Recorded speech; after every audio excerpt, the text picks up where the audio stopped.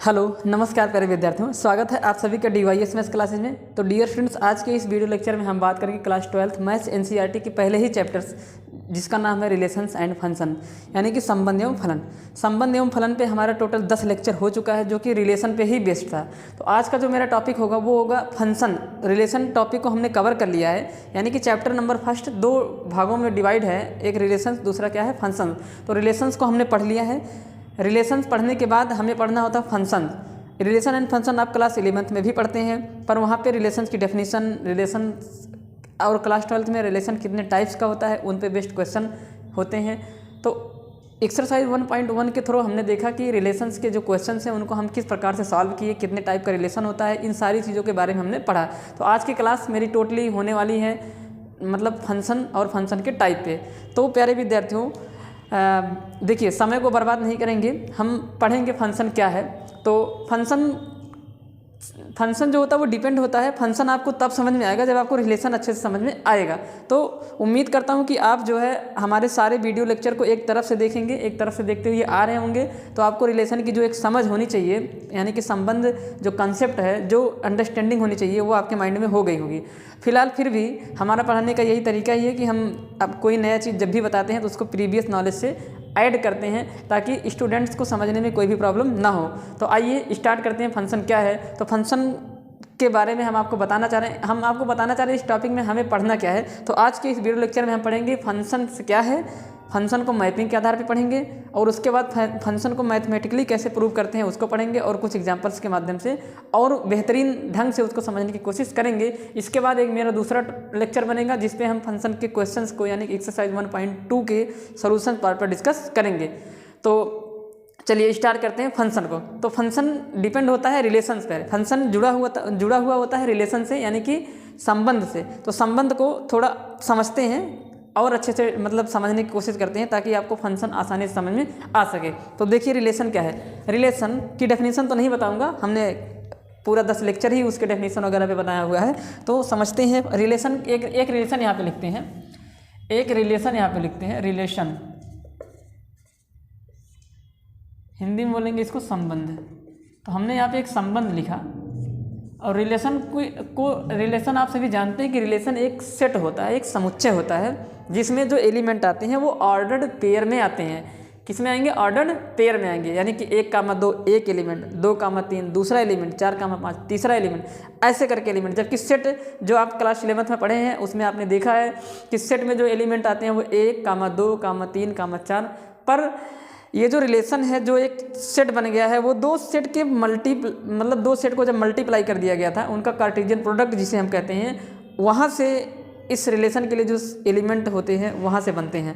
तो रिलेशन में कुछ इस प्रकार से जो है वो एलिमेंट आते हैं। जैसे मान लीजिए 1, 2 आ गया, 2, 3 आ गया, और 4, 5 हो गया। उसके बाद जो है 1, 3 हो गया। ये मान लीजिए एक रिलेशन हमने अपनी तरफ से बना के दिया, और ये सेट था सेट 1, 2, 3, 4 और 5, ये एक सेट था। इसी पर हमने ये रिलेशन डिफाइन किया। ये जो रिलेशन है वो set A to set A है। ये जो रिलेशन बना हुआ है ये रिलेशन है set A to set A, set A to set A का ये रिलेशन है।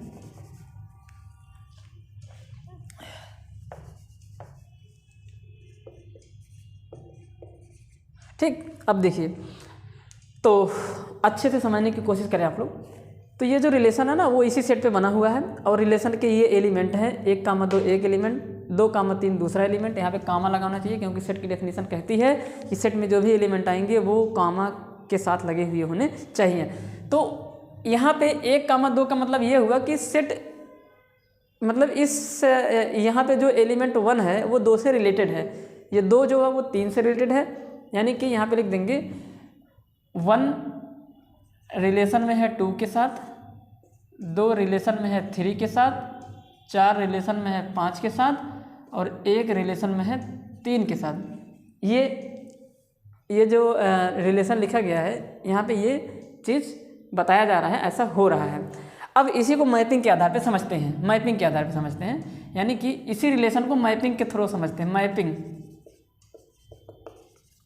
प्रतिचित्रण हिंदी में बोलते हैं, इसको प्रतिचित्रण के माध्यम से समझने की कोशिश करते हैं।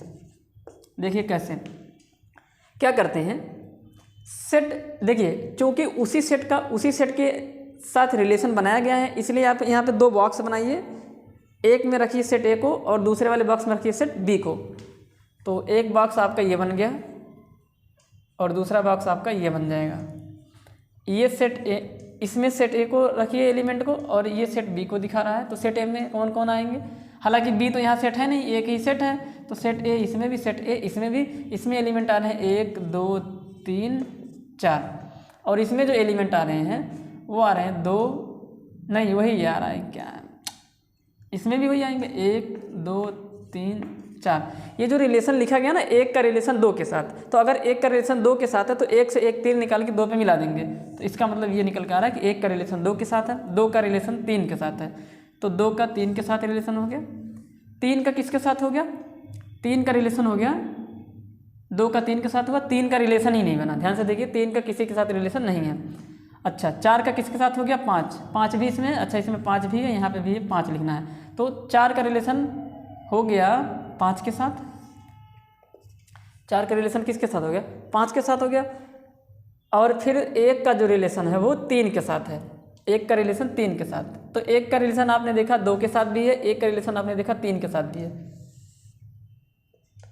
एक का रिलेशन किसके साथ है, 3 के साथ भी है।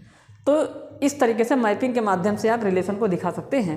ठीक, एक और एग्जाम्पल लेते हैं। तो अच्छा यहाँ पे आप कुछ समझने वाली बात है, यहाँ पे कुछ आप नोटिस करिए। यहाँ पे नोटिस करने वाली बात ये है कि सेट ए के जो एलिमेंट थे उसमें कुछ एलिमेंट छूटा हुआ है जिसका किसी के साथ रिलेशन नहीं है, जैसे कि 3 और 5। तो सेट ए में आए हुए 2 एलिमेंट 3 और 5 का सेट बी या उसी सेट के साथ रिलेशन यहाँ पे बना हुआ है, तो उसमें जो एलिमेंट हैं वो मतलब उसके साथ रिलेशन में नहीं है, जैसे कि 3 और 5 का कोई भी रिलेशन नहीं है, और सेट ए का दूसरे वाले सेट के साथ रिलेशन होना चाहिए। हालांकि मैं बता रहा हूँ यहाँ पे वैसे चलो इसको सेट बी कह देते हैं, हटाओ इसका जो नाम है उसको क्या बोल देते हैं, सेट बी, जबकि हमें मालूम है कि ये सेट बी नहीं वही सेट है, हम समझेंगे सिर्फ नाम देने के लिए। इसका मतलब सेट ए का सेट बी के साथ कोई भी रिलेशन, यहाँ पे कुछ एलिमेंट हैं जिनका रिलेशन नहीं बन पा रहा है। ठीक है, आगे एक दूसरा रिलेशन यहाँ पे बनाते हैं, एक दूसरा रिलेशन बनाते हैं, या फिर चलिए सीधा मैपिंग ही बना देते हैं, ये मैपिंग बना देते हैं सीधा। यहाँ पे 1 लिख दिया, 2 3 4, यहाँ पे 1 2 3 4। अब 1 का रिलेशन 1 के साथ, 2 का रिलेशन 2 के साथ, 3 का रिलेशन 3 के साथ, 4 का रिलेशन 2 के साथ, ऐसे कर दिया। उसके बाद जो है और 1 का रिलेशन फिर से 2 के साथ कर दिया। तो अगर इसको रिलेशन के फॉर्म में लिखना चाह रहे हैं, देखिए अब मैपिंग से रिलेशन बनाना सिखा दे रहे हैं और रिलेशन से मैपिंग बनाना, तो देखिए इसको अगर रिलेशन के फॉर्म में लिखना चाह रहे हैं तो आप बोलेंगे 1 का रिलेशन 1 के साथ है, तो इसका मतलब 1 का 1 ऑर्डर पेयर इसमें आया रहा होगा। फिर 1 का ही रिलेशन 2 के साथ है, तो इसका मतलब 1 का 2 भी आया रहा होगा। उसके बाद 2 का रिलेशन किसके साथ हुआ, 2 के साथ हुआ, इसका मतलब 2 का 2 आया रहा होगा। 2 का रिलेशन और किसी के साथ है क्या, नहीं है। 3 का 3 के साथ हुआ, 3 का रिलेशन 3 के साथ हुआ। उसके बाद 4 का 2 के साथ हुआ, 4 का जो रिलेशन है वो 2 के साथ हुआ। तो इस तरीके से आप मैपिंग के थ्रू रिलेशन को बना सकते हैं और रिलेशन को देख के मैपिंग भी बना सकते हैं। तो ये मैपिंग है। अब यहाँ पे आपको कुछ बातें सीखनी है। मैपिंग जब भी करते हैं तो सेट पहले वाले बॉक्स में जो एलिमेंट होते हैं उनको बोलते हैं डोमेन। पहले वाले बॉक्स में जो एलिमेंट होते हैं उनको डोमेन बोलते हैं, यानी कि यहाँ पे जो ए और पहले वाले बॉक्स में कौन सा सेट लिखा हुआ होता है, तो पहले वाले बॉक्स में सेट ए लिखा जाएगा और दूसरे वाले बॉक्स में सेट बी लिखा जाएगा। अगर उसी सेट का उसी सेट के साथ रिलेशन है तो इसका मतलब पहले वाले सेट में वही सेट, दूसरे वाले में भी वही सेट।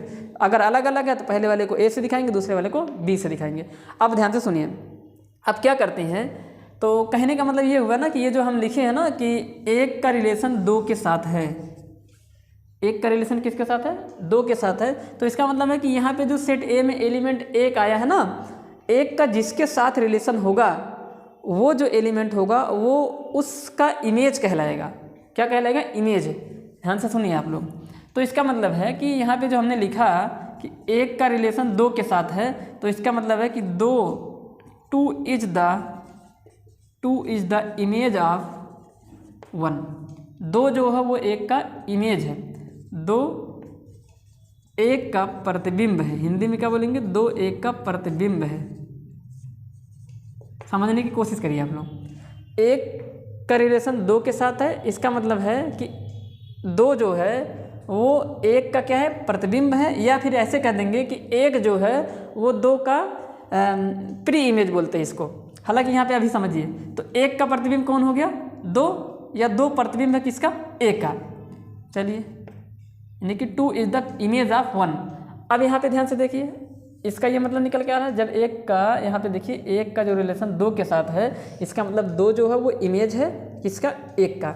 अब इसी एक का रिलेशन 3 के साथ भी है, एक रिलेटेड है किससे, 3 से, तो इसका मतलब निकल के आ रहा है कि एक का प्रतिबिंब 3 भी है, या 3 भी एक का प्रतिबिंब है। यहाँ पे लिख देंगे 3 is the image of 1। 3 is the image of 1, तो 3 क्या है, 1 का इमेज है, यानी कि 3 एक का प्रतिबिंब है, 3 एक का प्रतिबिंब है। उसी प्रकार से 2 का रिलेशन 3 के साथ है, इसका मतलब 3 2 का प्रतिबिंब है, 3 2 का प्रतिबिंब है। तो मैं आपको बताना चाह रहा हूँ कि सेट बी के जो एलिमेंट होते हैं वो इमेज होते हैं सेट ए के एलिमेंट का, अगर उसका उन दोनों का आपस में रिलेशन है तो। क्या मैं बताना चाह रहा हूँ कि सेट बी के जो एलिमेंट होंगे वो इमेज होंगे, यानी कि यहाँ पे मैं बोलूँ, अगर इस बात को लिखूँ तो मेरा कहने का मतलब ये हुआ कि सेट बी जो होगा, सेट बी जो दूसरा वाला सेट होगा, सेट बी के एलिमेंट, साफ साफ अच्छे से लिख रहा हूँ, यहाँ पे आप समझने की पूरी कोशिश करें। सेट बी के एलिमेंट इमेज होते हैं सेट ए के एलिमेंट का, यानी कि सेट बी के जो एलिमेंट होंगे वो इमेज होंगे किसके, सेट ए के एलिमेंट का। ठीक, अच्छा, तो ए के जो एलिमेंट होंगे वो बी के लिए क्या होंगे, तो यहाँ पे आज समझने की कोशिश करें। If 2 is the image of 1, यदि 2 1 का इमेज है, 1 का प्रतिबिंब है, तो 1 2 का प्री इमेज होगा। यहाँ पे लिखेंगे इस बात को। और तो मेरे कहने का मतलब ये हुआ कि अगर यहाँ पे मैं इसको मिटा देता हूँ, और एक बात आप गौर करिएगा, आप देखिएगा कि यहाँ पे जो मैपिंग बनी हुई है इसमें सेट ए में कुछ एलिमेंट ऐसे हैं जिनके कोई भी इमेज नहीं है। देखिए 3 का कोई भी इमेज नहीं है, यहाँ पे 3 का कोई भी इमेज नहीं है, 3 और 5 का कोई भी इमेज नहीं है, फिर भी ये रिलेशन है। यानी कि सेट ए के प्रत्येक एलिमेंट का इमेज नहीं है, कुछ एलिमेंट ऐसे हैं जिनका इमेज नहीं बन पा रहा है, यानी कि उनका किसी के साथ रिलेशन नहीं होता है। इमेज कौन होता है, सेट ए के एलिमेंट का सेट बी में जिस एलिमेंट के साथ रिलेशन होगा वही एलिमेंट सेट बी के इमेज कहलाते हैं सेट ए के उन सभी एलिमेंट का। समझने की कोशिश करिए। ठीक, तो यहाँ पे क्या बोला गया कि 2 इज द इमेज ऑफ 1, जैसे यहाँ पे मैंने लिख दिया कि 2 इज द इमेज ऑफ 1, यहाँ पे मैं लिखता हूँ, मिटा देता हूँ इसको। अच्छे से समझिए, यही क्लास आपके लिए बहुत इंपॉर्टेंट है। अगर ये आपको समझ में आ जाएगी तो आगे आपको अच्छे से समझ में आएगा, इसलिए यहाँ पे समझने की पूरी कोशिश करें। तो यहाँ पे लिखेंगे if 2 is the image of 1, यानी कि यदि 2 जो है वो एक का इमेज है यानी कि प्रतिबिंब है, तो then 1 is the preimage of 2। Hindi में बोले इसी बात को अगर मैं, तो यदि 2 एक का प्रतिबिंब है, यदि 2 एक का प्रतिबिंब है तो 1 2 का क्या होगा, तो 1 2 का सह प्रतिबिंब होगा। क्या होगा, सह प्रतिबिंब।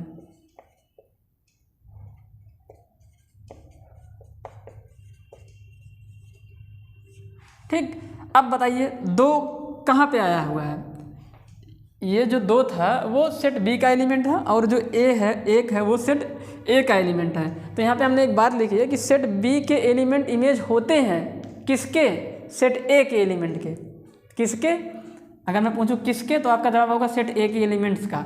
अब तो सेट ए के एलिमेंट बी के लिए क्या होंगे, तो यहाँ पे लिखेंगे सेट ए के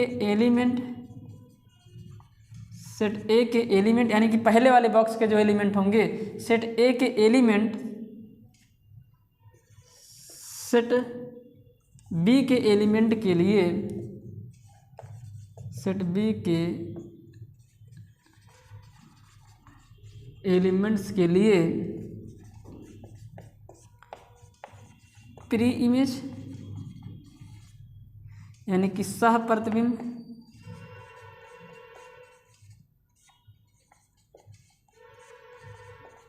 होते हैं। ये बात आपको समझने की ज़रूरत है। तो यानी कि सेट बी में जितने भी एलिमेंट आएंगे वो इमेज का काम करेंगे सेट ए वाले एलिमेंट के लिए, और सेट ए में जितने एलिमेंट आएंगे वो प्री इमेज का काम करेंगे सेट बी के एलिमेंट के लिए। आपको समझ में आ रहा होगा। अब क्या करते हैं, ध्यान से सुनिए। ठीक, ये इम्पॉर्टेंट बात है, इसको आप लोग समझिए, यहीं से आपका बेस बनता चला जाएगा। ये बात अगर आपको समझ में आएगी कि कौन से सेट के एलिमेंट इमेज का काम करते हैं, कौन से प्री इमेज का, तो शायद आपके लिए चीज़ें आसान हो जाएंगी और आप चीज़ों को जोड़ पाएंगे। आप जोड़ के चीज़ों को पढ़ेंगे तो आपके लिए आसान रहेगा।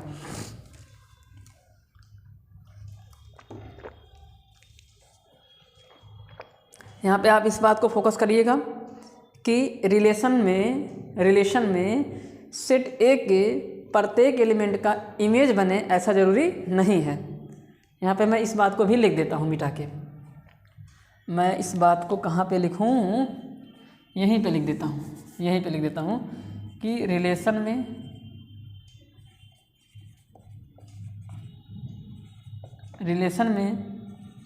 सेट ए के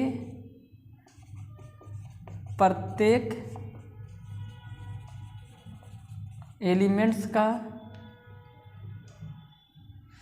रिलेशन में सेट ए के प्रत्येक एलिमेंट्स का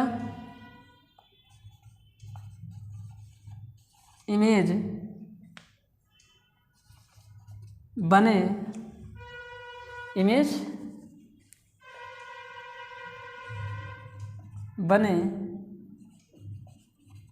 ऐसा ज़रूरी नहीं है। यानी कि सेट ए के जो एलिमेंट हैं वो खाली भी चले जा सकते हैं, उनका बी के एलिमेंट्स के साथ रिलेशन हो भी सकता है और नहीं भी हो सकता है, ऐसा रिलेशन में पॉसिबल है।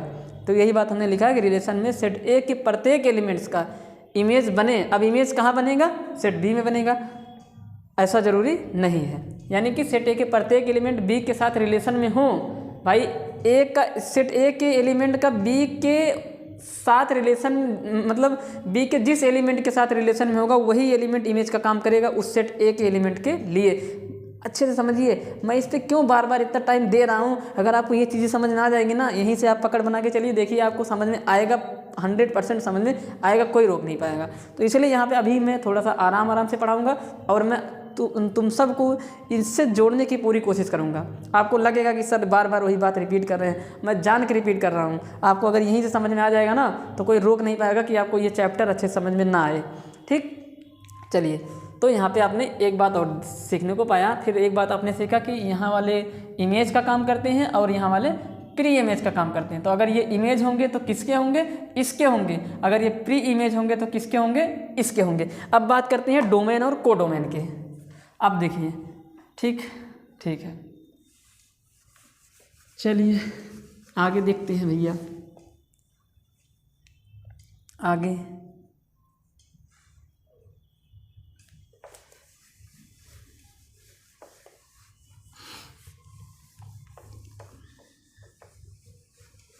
अब बात करते हैं डोमेन और कोडोमेन के। डोमेन क्या होता है?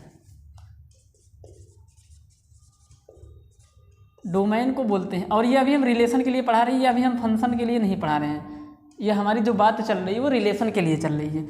डोमेन को हिंदी में बोलते हैं प्रांत बोलते हैं।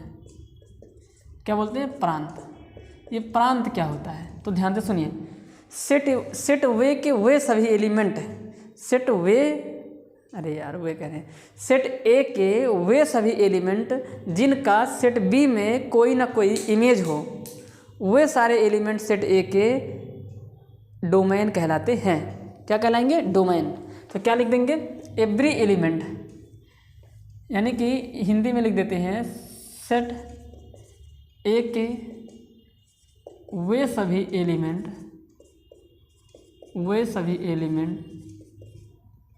जिनका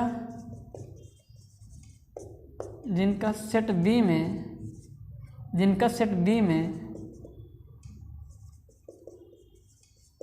कोई ना कोई इमेज पाया जाता हो।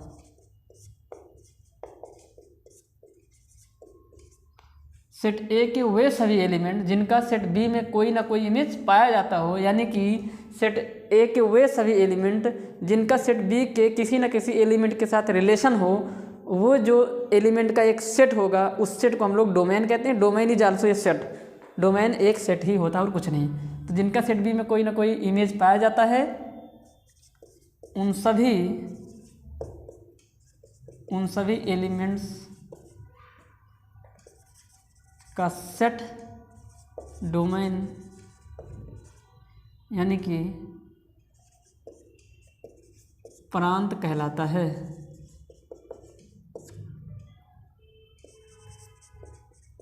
तो अगर मैं इस चित्र की बात करता हूँ, इस चित्र में इस सेट के जितने एलिमेंट हैं सब डोमेन नहीं होंगे, वही डोमेन होंगे जिनका बी में कोई ना कोई इमेज होगा या जो प्री इमेज का काम कर रहे होंगे। जैसे 1 का इमेज है कौन? 3 और 2 दोनों, तो 1 प्री इमेज का काम कर रहा है। किसका? 2 का भी प्री इमेज है और 3 का भी प्री इमेज है। तो जो प्री इमेज का काम करें, या फिर इसको ऐसे भी समझ सकते हो, जिनका कोई ना कोई इमेज हो, वो एलिमेंट का जो सेट होगा वही डोमेन कहलाता है। तो इसका मतलब है कि इस वाले चित्र में यहाँ पे लिखेंगे चित्र में जो डोमेन होगा वो क्या होगा? डोमेन एक सेट है, हमने बता दिया। तो डोमेन आपका 1 हो जाएगा, 2 हो जाएगा, 4 हो जाएगा, 3 और 5 नहीं होगा। 1 हो जाएगा, 2 हो जाएगा, 5 हो जाएगा, बस ये डोमेन हो जाएगा। ये क्या हो जाएगा? आपका डोमेन। तो elements in set A having some image in set B, those set of elements is called domain। ठीक। अब बात करते हैं कोडोमेन की। अब बात करते हैं रेंज की। एक होता है रेंज। क्या होता है? एक रेंज। इसको मिटा देते हैं, इसको क्या कर देते हैं? मिटा देते हैं और बात करते हैं रेंज की।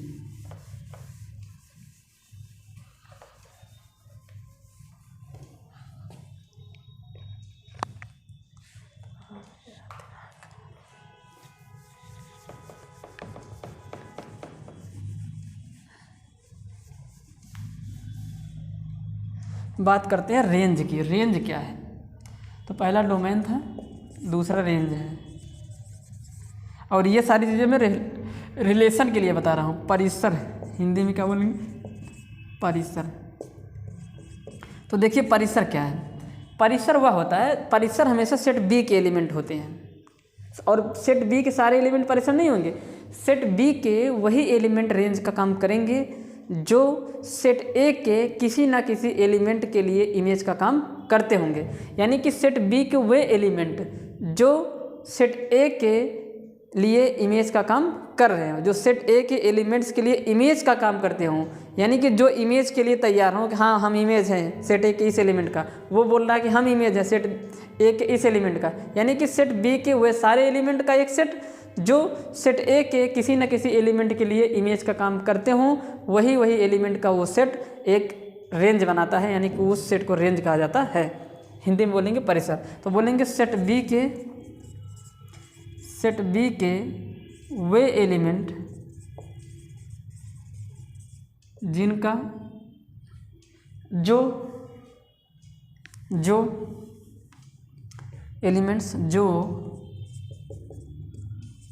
सेट ए के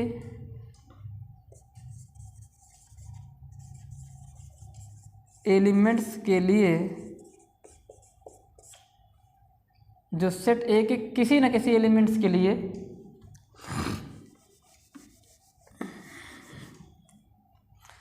सेट ए के किसी न किसी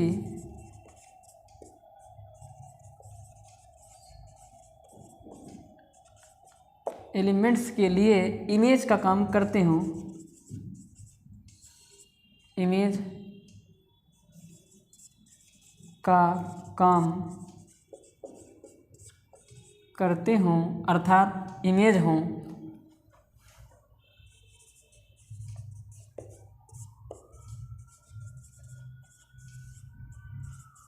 प्रतिबिंब हों, इमेज को क्या बोलते हैं, प्रतिबिंब हों, उन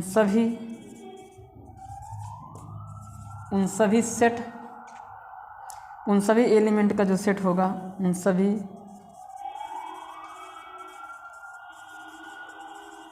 सभी एलिमेंट्स का सेट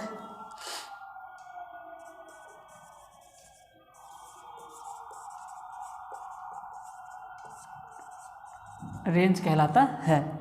एग्जाम्पल के लिए ध्यान से देखिए, यहाँ पे मैं लिख देता हूँ एग्जाम्पल। तो मतलब जो रेंज होगा, ये जो चित्र बना हुआ है, इस चित्र के हिसाब से जो रेंज होगा वो सेट बी के ऐसे एलिमेंट होंगे जो इमेज का काम कर रहे होंगे। तो चित्र में देख के बताइए, इमेज का काम 1 2 कर रहा है, 1 3 कर रहा है और 1 5 कर रहा है। 2 1 का इमेज है, 3 भी 1 का इमेज है, 2 का भी है, किसी न किसी का हो, जरूरी नहीं कि 1 का ही हो। तो रेंज जो हो जाएगा वो हो जाएगा 2 3 और कौन हो जाएगा, 5 हो जाएगा, ये रेंज हो जाएगा। उसके बाद एक और आता है आपका कोडोमेन। एक और आएगा आपका तीसरा, जिसका नाम है कोडोमेन। क्या आएगा प्यारे विद्यार्थियों, कोडोमेन। हिंदी में बोलेंगे सहप्रांत।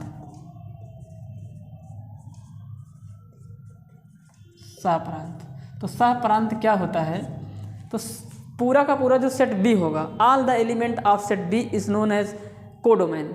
यानी कि सेट बी के सारे एलिमेंट जो किसी की इमेज हो या फिर ना हो, उनका जो एक सेट होगा वो कोडोमेन कहलाता है। तो क्या बोला हमने, सेट बी के सारे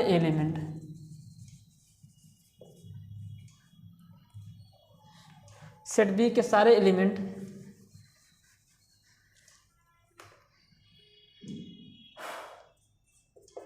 जो किसी ना किसी के जो मतलब इमेज हो या ना हो, जो सेट ए के किसी एलिमेंट्स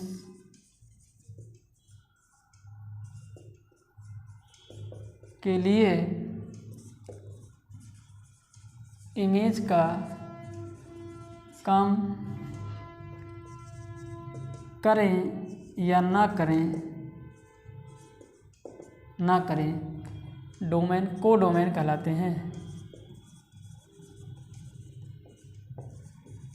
यानी कि वो चाहे किसी की इमेज हो चाहे ना हो, ठीक, वो पूरा का पूरा जो सेट होगा, या फिर इसी को बोल देंगे all the elements of set B. यानी कि दूसरा वाला जो बॉक्स लिखा गया है उसके सारे एलिमेंट इज कोडोमेन। ये क्या होंगे, कोडोमेन होंगे, शाह प्रांत होंगे। तो कौन कौन से हो जाएंगे शाह प्रांत में, तो जो कोडोमेन होगा आपका इस चित्र के हिसाब से कोडोमेन क्या होगा, तो आपका जवाब होगा पूरा एलिमेंट 1 2 3 4 और फिर 5। इस तरीके से डोमेन और कोडोमेन होते हैं रिलेशन के केस में। आपने देखा कि रिलेशन के केस में सेट ए के कुछ एलिमेंट ऐसे हैं जिनका सेट बी में कोई भी इमेज नहीं है। ये रिलेशन के केस में ऐसा पॉसिबल है। अब हम बात करते हैं और हमने क्या समझा, एक बार जल्दी से बता देते हैं। हमने बताया कि सेट बी के एलिमेंट इमेज का काम करते हैं, सेट ए के एलिमेंट प्री इमेज का काम करते हैं। सेट बी के एलिमेंट अगर इमेज है तो किसके हैं, तो सेट ए के एलिमेंट के इमेज हैं। सेट ए के एलिमेंट अगर प्री इमेज है तो किसके लिए है, तो सेट बी के लिए है, ठीक। और रिलेशन में सेट ए के एलिमेंट के वे सेट जो सेट बी के लिए प्री इमेज का काम करते हैं, या फिर ऐसे कर देंगे सेट ए के वे एलिमेंट जिनका सेट बी में कोई ना कोई इमेज हो, यानी कि सेट बी के किसी न किसी एलिमेंट के साथ रिलेशन में हो, उन सभी एलिमेंट्स का एक सेट डोमेन कहलाता है, और एक होता है रेंज। रेंज सेट बी के एलिमेंट्स को कहते हैं, पर सेट बी के ऐसे एलिमेंट्स जो किसी न किसी के लिए इमेज का काम करते हों, उन सभी एलिमेंट्स का वो सेट एक रेंज कहलाता है, और पूरा का पूरा जो सेट बी होगा वो कोडोमेन कहलाता है। ठीक, अब बात करते हैं फंक्शन की, और रिलेशन को कैसे लिखते हैं। रिलेशन को कुछ इस प्रकार से लिखते हैं, रिलेशन ऐसे सच दैट, उसके बाद बोल देंगे set A to set B, या relation such that set A to set A, ऐसे भी बोल सकते हैं। तो इस प्रकार से आप रिलेशन को समझ सकते हैं। अब बात करते हैं फंक्शन की। ठीक, इतना नोट कर लीजिए आप लोग। अब हम बात करते हैं फंक्शन की, यानी कि फलन की। तो आपने रिलेशन को देखा,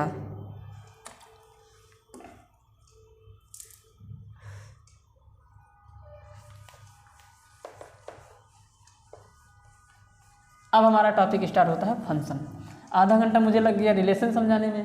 अब अगर आपको रिलेशन समझ में आया है ना, तो फंक्शन आपको चुटकियों में समझ में आ जाएगा, ज़्यादा कुछ करने की ज़रूरत है नहीं। वो पूरा का पूरा डिपेंड है, फंक्शन डिपेंड है रिलेशन की डेफिनेशन से। तो देख लीजिए कैसे होता भी, आप खुद कहेंगे कि हाँ सर आप तो सही कह रहे थे कि फंक्शन को ही समझना ज़रूरी था, रिलेशन को ही समझना ज़रूरी था। अभी देखिए कैसे, बस आप एक बात पकड़ के चलिए कि रिलेशन के लिए सेट ए के प्रत्येक एलिमेंट का सेट बी में इमेज होना जरूरी नहीं है, जो कि हमने साइड में बात लिखा था।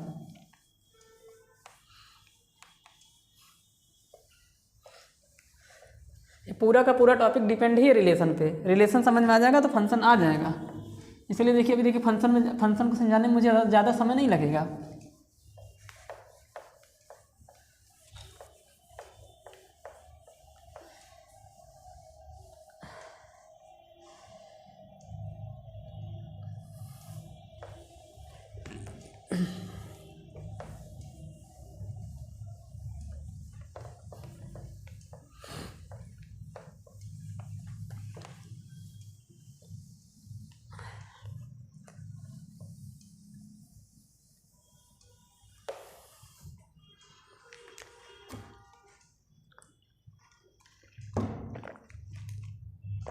अब देखिए, अब हमारा जो अगला टॉपिक है जिसके लिए हम ये लेक्चर बना रहे हैं, अब हम उस पर डिस्कस करते हैं।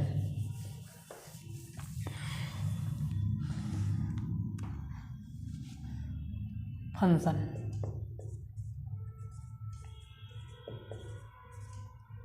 हिंदी में बोलेंगे फलन।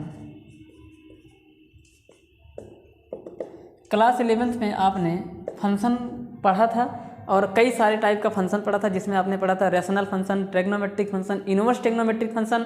उसके बाद आपने पढ़ा था real valued function, signum function, modulus function, यानी कि तमाम सारे फंक्शन आपने पढ़ा था। यहाँ पे हम फंक्शन को पढ़ेंगे मैपिंग के आधार पे। मैपिंग क्या है, अभी आपने जस्ट इसके पहले आपने देखा कि मैपिंग किस प्रकार से हम बनाते हैं। तो फंक्शन क्या है, तो फंक्शन की डेफिनेशन ये है कि function is the special type of relation, यानी कि कोई भी जो रिलेशन है, कोई भी जो संबंध है, वो फंक्शन हो जाता है अगर उसमें कुछ स्पेशलिटी है, कुछ विशेषता है। अगर वो विशेषता उस रिलेशन में पाई जाएगी तो वो रिलेशन तो होगा ही, साथ ही साथ वो फंक्शन भी हो जाएगा। ठीक, क्या हो जाएगा, वो फंक्शन भी हो जाएगा। सारे के सारे रिलेशन फंक्शन नहीं होंगे, ऐसे रिलेशन फंक्शन होंगे जो कुछ स्पेशल, जिनमें कुछ स्पेशल बातें पाई जाएंगी, वो रिलेशन फंक्शन कहलाते हैं। तो अब मैं बताने जा रहा हूँ कि क्या स्पेशल बात है किसी भी रिलेशन को फंक्शन होने के लिए। आप लोग ध्यान से देखिए, डेफिनेशन कहती है कि function is the special type of relation if the all element in set A have N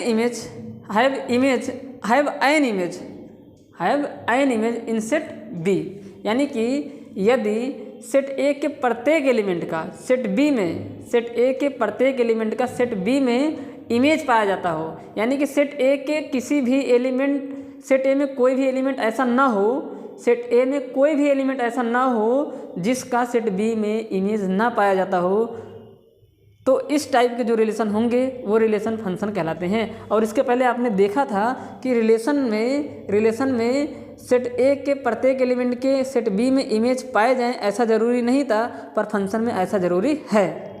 यानी कि सेट ए के प्रत्येक एलिमेंट ऑक्युपाइड होने चाहिए। सेट ए के प्रत्येक एलिमेंट के पास सेट बी में इमेज होनी चाहिए। ठीक, ये कहने का मतलब हुआ। तो क्या है फंक्शन, क्या है function is the special type of relation. यहाँ पे लिख देंगे function is the special type of relation. Function is the special type of relation. Function एक विशेष प्रकार का संबंध है। हिंदी में बोलें इस बात को अगर हम, तो संबंध क्या है, फलन, संबंध नहीं फलन।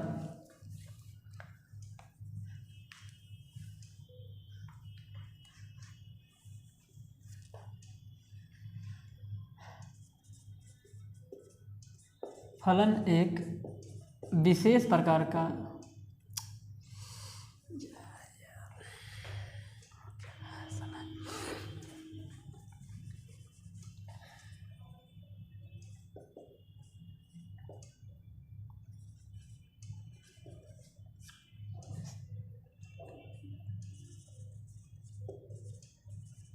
संबंध है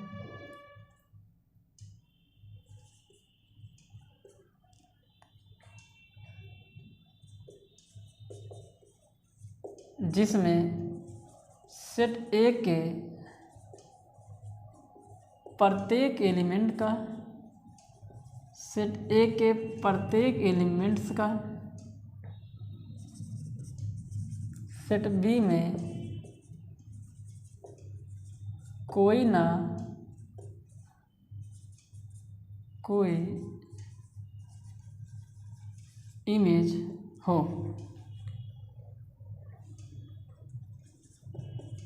ठीक, यानी कि कह देंगे कि function is the special type of relation in which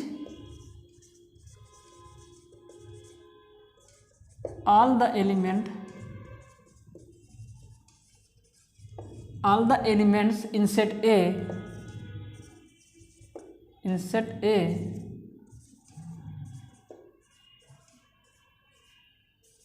having all the elements in set A having one and only one image, having one and only one image in set B, in set B। यहाँ पे जिसमें set A के प्रत्येक elements का set B में कोई ना कोई एक इमेज हो और सिर्फ व सिर्फ एक इमेज पाया जाता हो, एक इमेज हो बस। ऐसा नहीं कि सेट ए के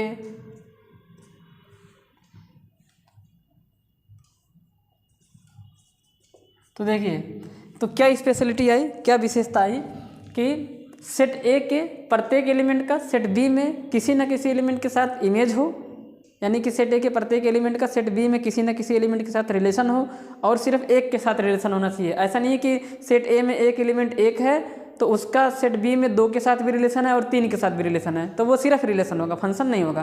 ठीक, जैसे एग्जांपल ध्यान से देखिए, इसको अगर मैं बताना चाहूँ मैपिंग के आधार पे, तो अब यहाँ पे हम पढ़ेंगे कि फंक्शन बेस्ड ऑन मैपिंग। हमें यहाँ पे पढ़ना है फंक्शन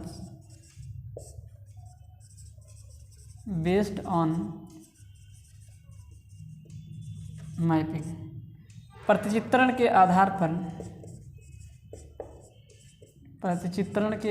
पर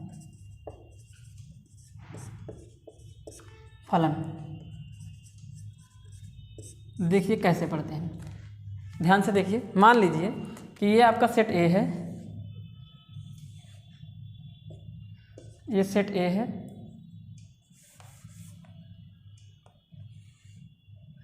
और ये आपका सेट बी है। इसमें 1 2 3 और इसमें जो है 3 4 और 5 करके आ रहा है, तो एक का संबंध 3 के साथ हो गया, इसका मतलब 3 है इमेज किसका, एक का, और 2 का जो संबंध है वो 4 के साथ हो गया, 3 का जो संबंध है वो 5 के साथ हो गया। और एक ध्यान से देखिए एक बात और कह सकते हैं, बस यहाँ पे इतना ही कह देंगे। तो देखिए सेट ए के प्रत्येक एलिमेंट का सेट बी के किसी न किसी एलिमेंट के साथ इमेज है। ठीक, यहाँ पे अगर हम 6 भी लिख देते हैं तो कोई दिक्कत नहीं है। तो ये जो है ये क्या है, दिस इज ए फंक्शन, यह एक फंक्शन है, फलन है ये, और सिर्फ एक ही इमेज है। ऐसा तो है नहीं कि एक का एक इमेज 3 है, एक का एक इमेज 4, ऐसा नहीं है ना। अगर ऐसा हो जाएगा तो वो फंक्शन नहीं होगा। एक दूसरा चित्र बनाते हैं। इसमें ये सेट ए है, ये सेट बी है, 1 2 3 4, 2 4 6 8, एक का रिलेशन इसके साथ हुआ, 2 का रिलेशन इसके साथ हुआ, उसके बाद इसके साथ हो जाएगा, उसके बाद ये इसके साथ हो जाएगा। अब ध्यान से देखिए, हमने यही बोला है कि एक जो सेट ए है उनके सिर्फ और सिर्फ एक इमेज होने चाहिए। देखिए ना क्या लिखा है, जिसमें सेट ए के प्रत्येक एलिमेंट्स का सेट बी में कोई ना कोई इमेज हो और सिर्फ व सिर्फ एक इमेज हो। ऐसा नहीं है कि वो 2 इमेज रखता हो, नहीं, एक इमेज रखता हो बस। तो ध्यान से देखिए, एक का जो इमेज है वो 2 है, तो एक का एक ही इमेज हुआ 2 का इमेज 4 है, फिर 2 का और कोई इमेज नहीं होना चाहिए, देखिए नहीं है, 3 का इमेज 4 है। तो यहाँ पे आप समझने की कोशिश करिए, यहाँ पे आप कन्फ्यूज जाएंगे। ये भी एक फंक्शन है, this is a function, this is a function,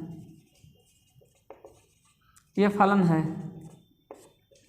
क्या है ये फलन है? कैसे हमें मालूम? क्योंकि यहाँ पे सेट ए के प्रत्येक एलिमेंट का सेट बी में केवल और केवल एक इमेज है।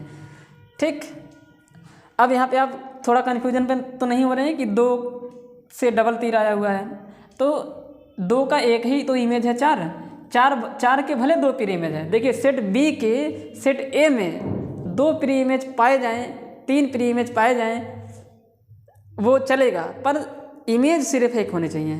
प्री इमेज कई सारे हो जाएं चल जाएगा, और प्री इमेज आप जानते हैं सेट ए का नहीं सेट बी का बनता है, और हम यहाँ पे डिस्कस कर रहे हैं सेट ए के एलिमेंट का। तो सेट ए के प्रत्येक एलिमेंट का सेट बी में प्रत्येक एलिमेंट के साथ सिर्फ और सिर्फ, सेट बी के प्रत्येक एलिमेंट के साथ नहीं कर देंगे, सेट बी के एलिमेंट्स के साथ सिर्फ और सिर्फ एक इमेज होना चाहिए। अगर ऐसा हो रहा है तो वह जो रिलेशन है वो फंक्शन बन जाता है।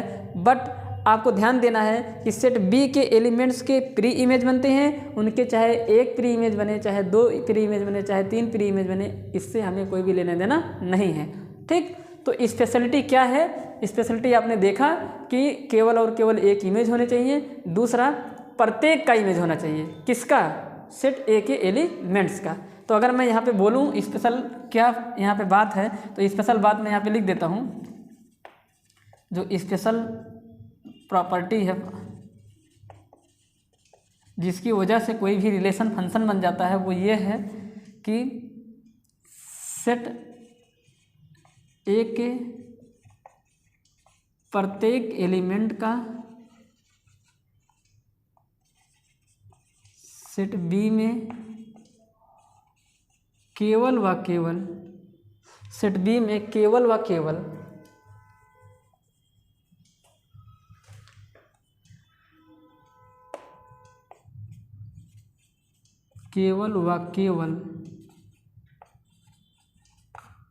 एक इमेज हो,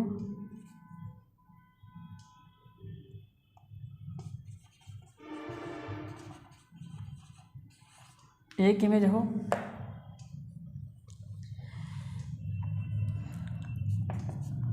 सेट ए के प्रत्येक एलिमेंट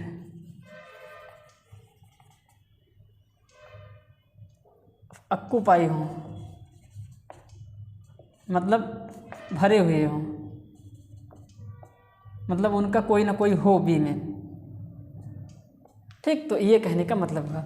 अब आपको समझने की ज़रूरत है कि जो रिलेशन होता है ना, जो फंक्शन होता है,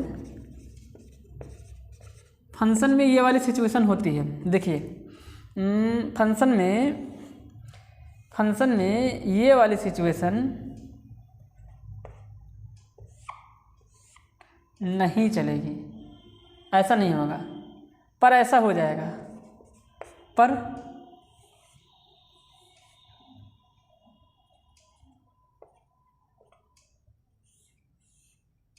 ये चलेगा,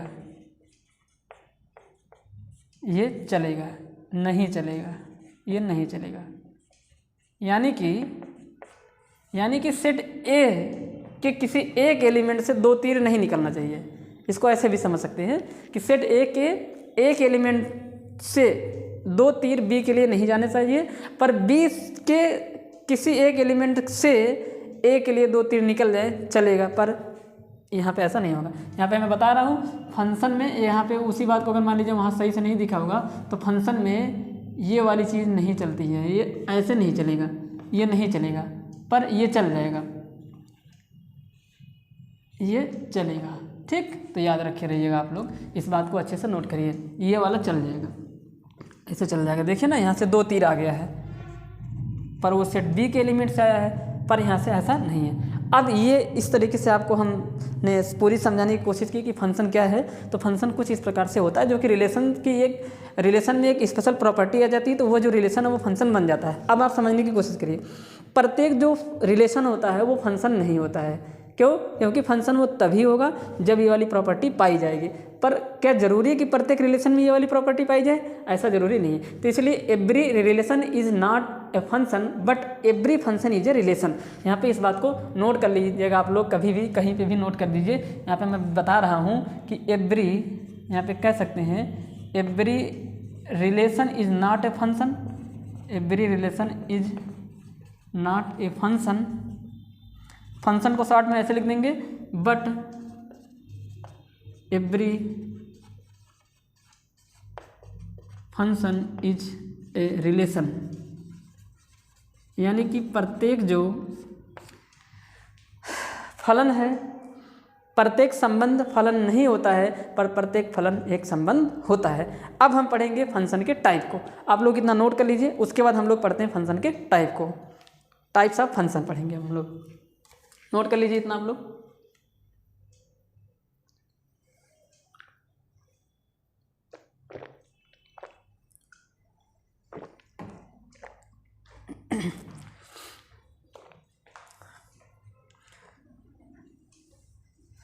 टाइप्स ऑफ फंक्शन।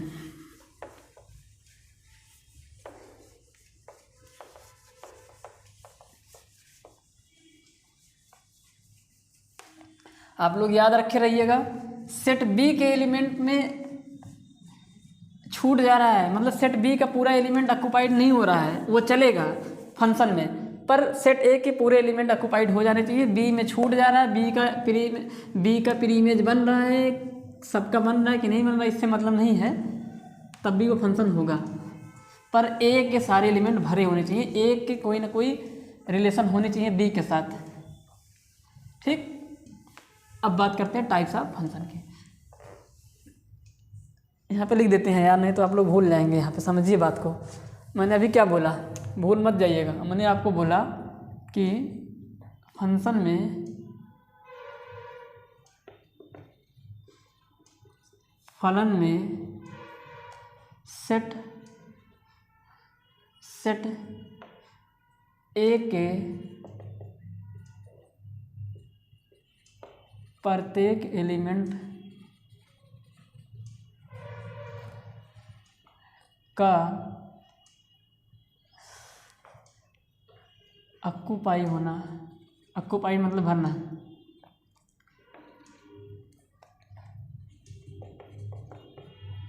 होना जरूरी है। ये स्पेलिंग गलत हो सकती है, आप लोग समझिए। ऑक्युपाइड का मतलब होता है कि वो उनका कोई ना कोई हो, वो पूरी तरीके से फुलफिल हो, जरूरी है।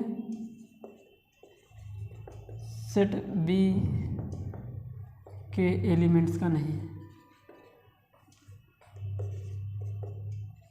यानी कि अगर सेट बी में एलिमेंट्स छूट जा रहे हैं तो भी चल जाएगा। ठीक, अब पढ़ेंगे टाइप्स ऑफ फंक्शन।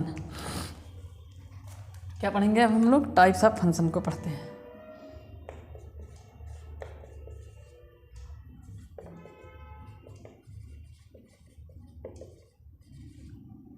यानी कि फलन के प्रकार। क्या पढ़ेंगे? फलन के प्रकार।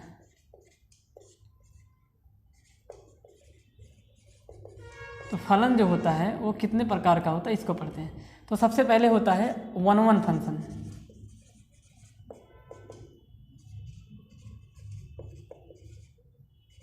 हिंदी में बोलेंगे एकाएकी फलन, एकाएकी फलन हिंदी में क्या बोलेंगे इसको, एकाएकी फलन।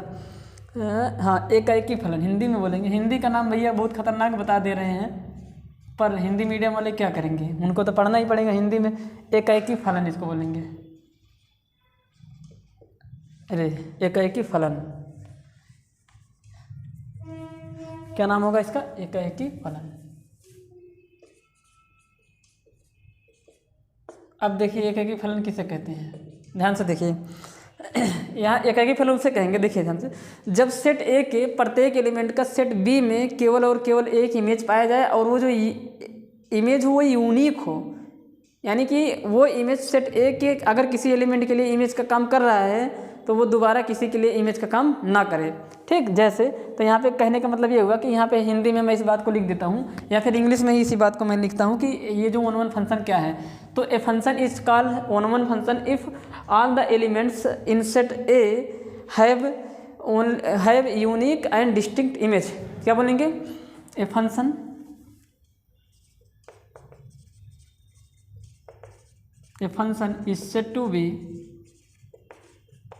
is said to be 1-1 if all the elements or every elements in set A, चलो all ही लिख देते, if all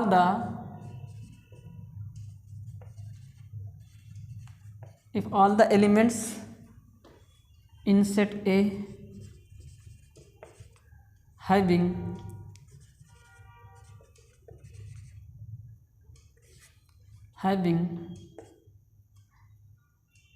unique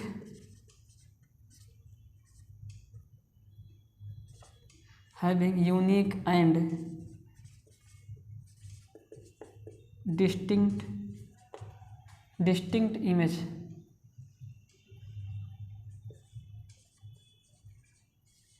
अब इमेज कहाँ पाया जाएगा, सेट बी में, इन सेट बी। यानी कि यदि सेट ए के प्रत्येक अवयव का सेट बी के किसी न किसी अवयव के साथ प्रतिबिंब हो और वो जो प्रतिबिंब होगा वो एक यूनिक होना चाहिए और अलग होना चाहिए। ठीक है, डिस्टिंक्ट का मतलब अलग अलग, यानी कि अगर सेट ए में 2 एलिमेंट आए हैं, एक है दूसरा 2 है, तो एक का जो इमेज है वो बी में अगर 3 हो गया तो 3 और किसी का ना हो। यूनिक का मतलब ये हुआ कि अगर 3 किसी का इमेज हुआ तो 3 और सेट ए के किसी भी एलिमेंट का इमेज नहीं होना चाहिए। ये इसके होने का मतलब, यूनिक का मतलब अद्वितीय हो, अकेला वही हो, सिंगल पीस हो उसके लिए वो। ठीक, ये कहने का मतलब होगा। तो यानी हिंदी में इस बात को अगर मैं लिखना चाहूँ, या मैं समझा तो दिया हूँ ना, समझा दिया हूँ, लिख भी देता हूँ कि यदि, यानी कि एक फलन एकाएकी फलन कहलाएगा, एकाएकी फलन कहलाता है यदि सेट ए के प्रत्येक एलिमेंट को हिंदी में अवयव बोलते हैं, एलिमेंट्स का सेट बी में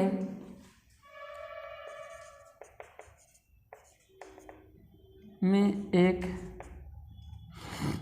अद्वितीय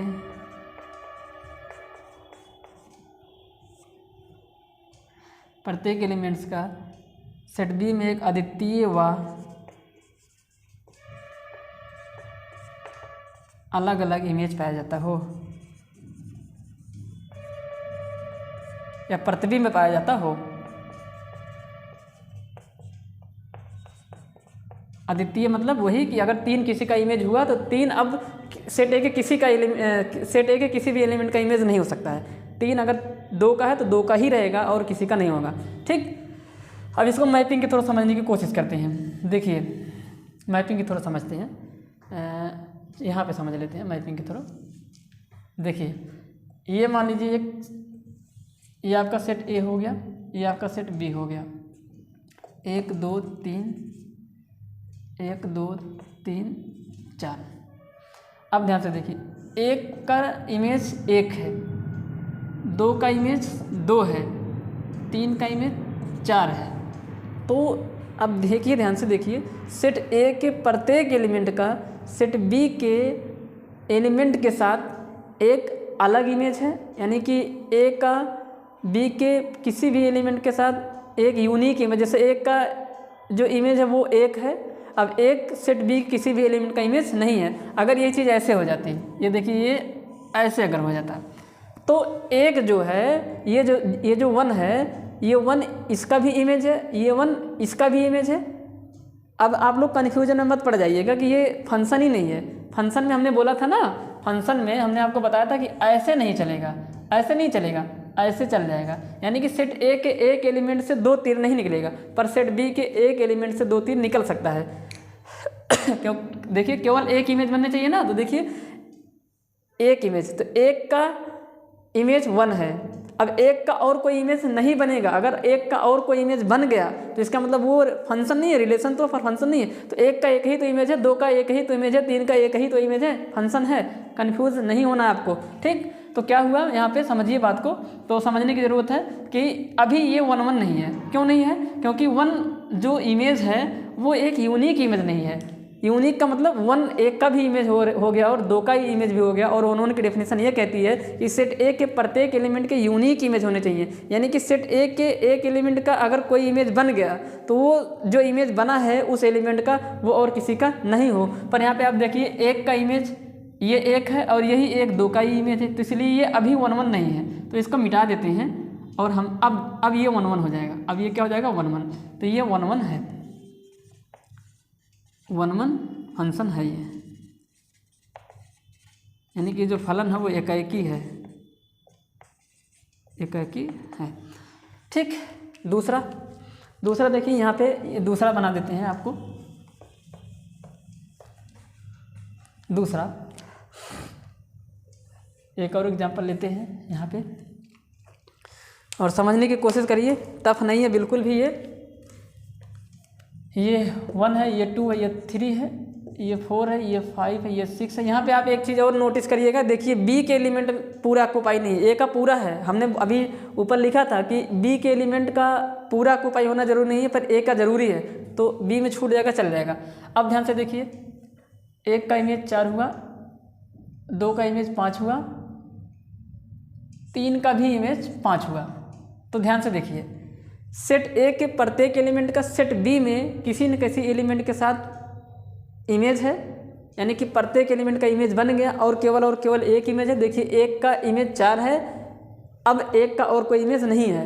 2 का इमेज 5 है, अब 2 का और कोई इमेज नहीं है। 3 का इमेज 5 है, अब 3 का कोई इमेज नहीं है। ए के प्रत्येक एलिमेंट का सिर्फ और सिर्फ एक इमेज होना चाहिए। बार बार मैं इस चीज़ को समझा रहा हूँ, आपको कन्फ्यूजन में पड़ने की कोई भी ज़रूरत नहीं है। बी के 2 प्री इमेज हो जाएंगे चलेगा, पर ए के सिर्फ और सिर्फ एक इमेज होने चाहिए। पर ये जो 5 है वो यूनिक इमेज नहीं है। यहाँ पे लिख देंगे 5 जो है, 5 यूनिक इमेज नहीं है, यूनिक इमेज नहीं है। यानी कि 5 जो है वो 2 का भी इमेज है और 3 का भी इमेज है। और यूनिक का मतलब ये हुआ कि 5 अगर किसी का हो गया तो वो अब किसी का ना हो। यानी कि 1 का रिलेशन 2 का रिलेशन अगर 5 के साथ हो गया तो 5 और किसी के साथ घूम नहीं सकता है, ये कहने का मतलब हुआ। इसलिए ये फंक्शन 1 1 नहीं है, 1 1 ये नहीं है।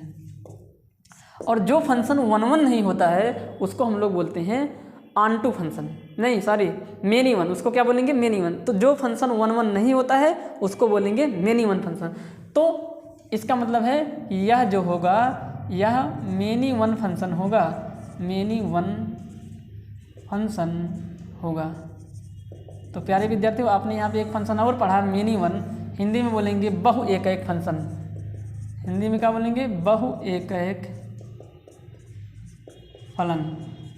तो जो फलन 1 1 नहीं होता है, जो फंक्शन 1 1 नहीं होता है वो मेनी वन फंक्शन होता है। यहाँ पर लिख देते हैं, जो फलन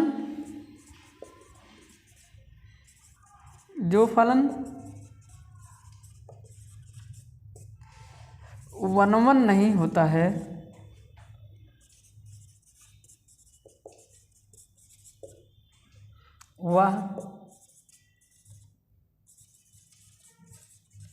मेनी वन होता है, हिंदी में बोलेंगे बहु एक एक।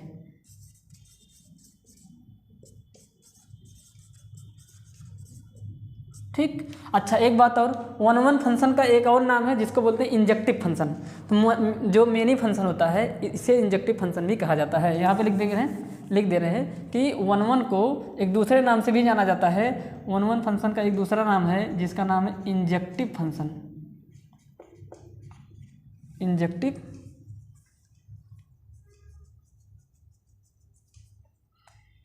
Injective function. ठीक। तो उम्मीद करता हूँ आपको समझ में आ गया होगा। यहाँ पे अगर वहाँ से अच्छे से क्लियर नहीं होगा, यहाँ पे लिख देंगे वन वन फंक्शन को इंजेक्टिव फंक्शन को हिंदी में क्या बोलते हैं, एक बार मुझे चेक करना पड़ेगा, हिंदी में मुझे थोड़ा सा प्रॉब्लम है। इंजेक्टिव फंक्शन यही बोलेंगे, उसको भी इंजेक्टिव ही बोलते हैं, मतलब एकाएकी ही बोलेंगे। ठीक है।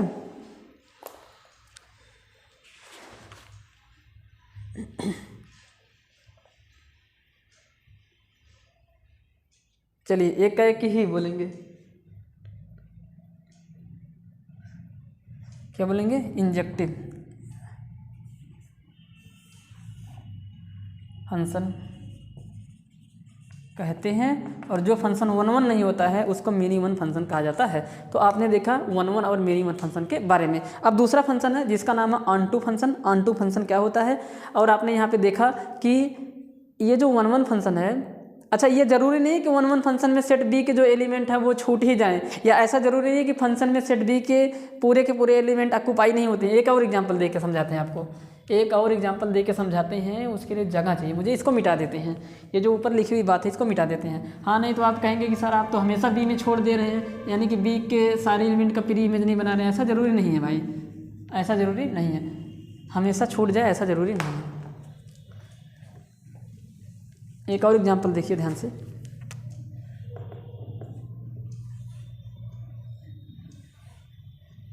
एक दो तीन चार पाँच छः सात आठ, एक के साथ रिलेशन हुआ, दो का दो के साथ रिलेशन हुआ, तीन का तीन के साथ रिलेशन हुआ, और चार का आठ के साथ रिलेशन हो जाएगा। तो ये वन वन फंक्शन है, वन वन है, ये क्या है, वन वन है। ठीक। तो इस तरीके से कर देंगे। अगर यहाँ पे छोड़ देंगे किसी भी एलिमेंट को, अगर छोड़ देंगे, मान लीजिए चार का कुछ नहीं होता, इसको मिटा देते हैं, तब ये वन वन का ये फंक्शन ही नहीं होता। वन वन छोड़ो, ये फंक्शन ही नहीं होता, छूटना नहीं चाहिए, इसमें नहीं छूटना चाहिए, इसमें छूट जाएगा चल जाएगा, पर बना देते हैं। अब बात करते हैं दूसरे टाइप की जिसका नाम है ऑन टू फंक्शन। हिंदी में बोलेंगे आच्छादक फलन। क्या बोलेंगे उसको, आच्छादक फलन। ऑन टू फंक्शन को हिंदी में बोला जाता है आच्छादक फलन। ठीक। चलिए इतना आप लोग नोट कर लीजिए, फिर आच्छादक फलन पे बात करते हैं।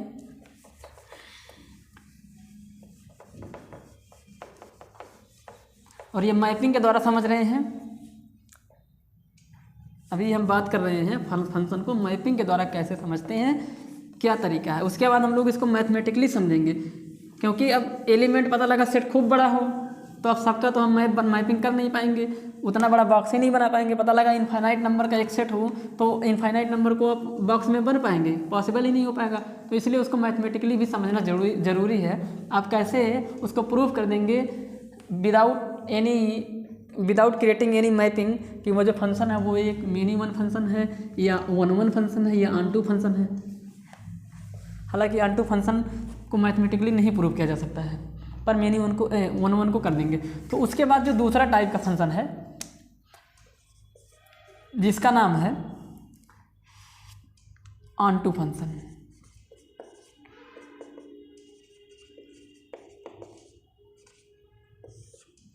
ऑन टू फंक्शंस जिसको बोलते हैं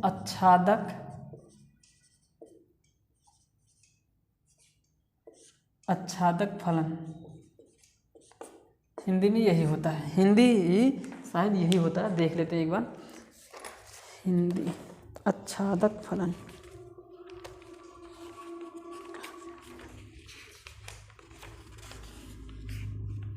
ठीक है, यही होता है हिंदी, ठीक है, हिंदी इसकी। ठीक, अब देखिए ध्यान से सुनिए, आच्छादक फलन उसे कहते हैं यानी कि जब एक ऐसा फंक्शन जिसमें सेट बी के प्रत्येक एलिमेंट ऑक्यूपाई हो, यानी कि सेट बी के प्रत्येक एलिमेंट का सेट ए में कोई ना कोई प्री इमेज पाया जाता हो, तो ऐसे फंक्शन को हम लोग ऑनटू फंक्शन कहते हैं। यानी कि ऑनटू फंक्शन उसे बोलेंगे जिसमें सेट बी का प्रत्येक एलिमेंट, मतलब उसमें कोई भी ऐसा एलिमेंट ना हो जो छूट जाए, यानी कि जो किसी के लिए इमेज का काम ना करे, तो प्रत्येक एलिमेंट जिसमें भरे पड़े हुए हों सेट बी के, तो ऐसे मैपिंग को, ऐसे फंक्शन को हम लोग बोलते हैं ऑनटू फंक्शन। क्या बोलेंगे? Onto function. तो यहाँ पे लिखेंगे, यहाँ पे मुझे लिखना पड़ेगा, 1 मिनट पानी पी लेते हैं फिर लिखते हैं।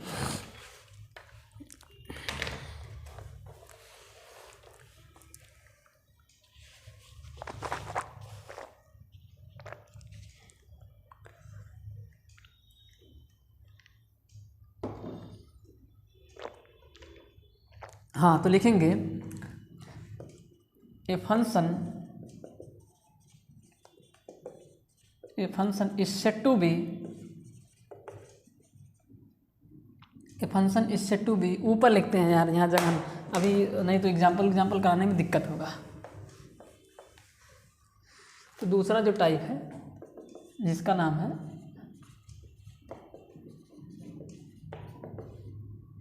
ऑनटू फंक्शंस, यानी कि आच्छादक फलन।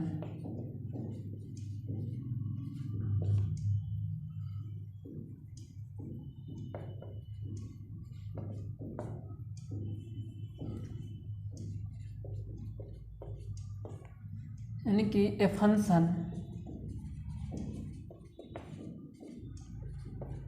Is said to B,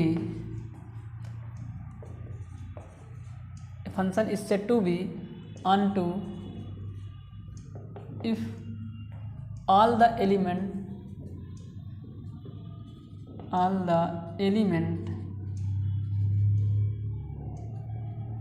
in set B, और set B का दूसरा नाम क्या है? Codomain. if all the elements in codomain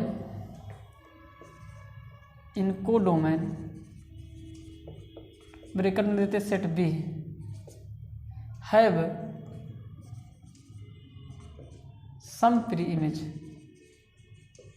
आप जानते हैं कि सेट बी के एलिमेंट का प्री इमेज पाया जाता है, सह प्रतिबिंब पाया जाता है, और सह प्रतिबिंब सेट ए में 1 हो, 2 हो, 3 हो, उससे मतलब नहीं है। यानी कि सेट बी के किसी भी एलिमेंट के 2 या 2 से अधिक, 1 या 1 से अधिक प्री इमेज हो सकते हैं।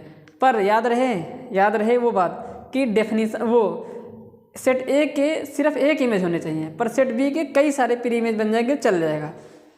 तो इसीलिए यहाँ पे सम वर्ड यूज कर दिया। तो codomain have some preimage in domain or set A. Set A is called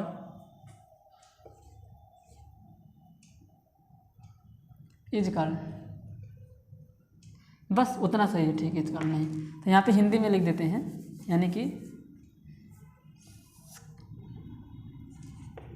codomain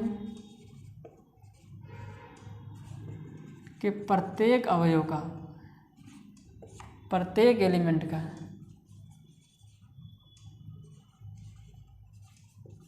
codomain के प्रत्येक एलिमेंट्स का डोमेन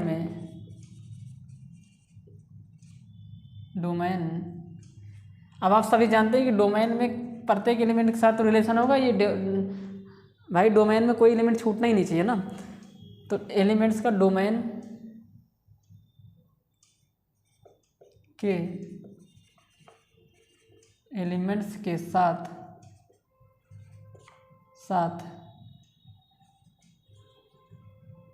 कुछ ना कुछ नहीं बोलेंगे, 1 या 1 से अधिक इमेज होने जरूरी है, के साथ 1 या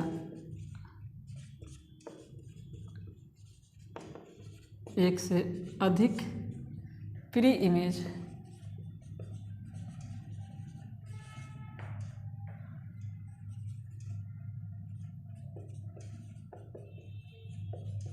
होने चाहिए, तो वह ऑनटू यानी कि आच्छादक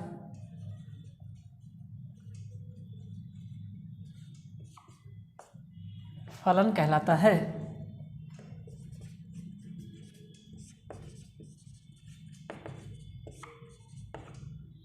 इसी बात को लिख देंगे और इसी बात को हम कह देंगे कि सेट बी पूरा ऑक्युपाई होना चाहिए।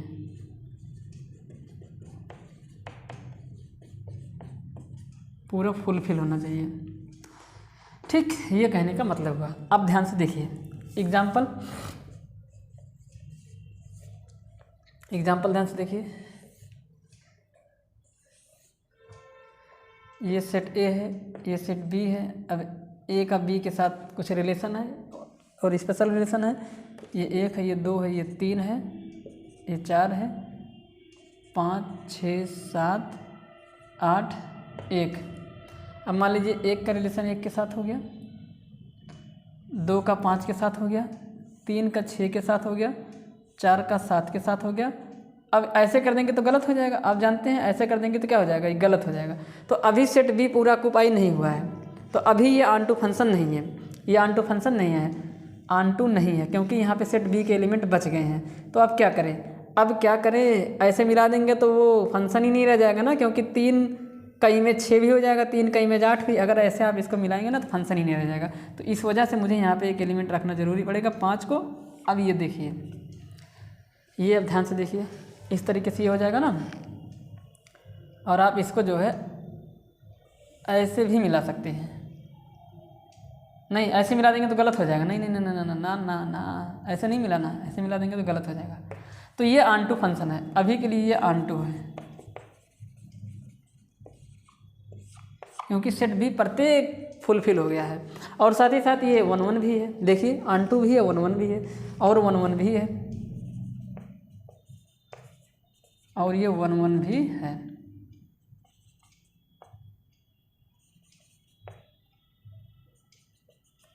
ठीक, अब देखिए एक और एग्जांपल ध्यान से देखिए।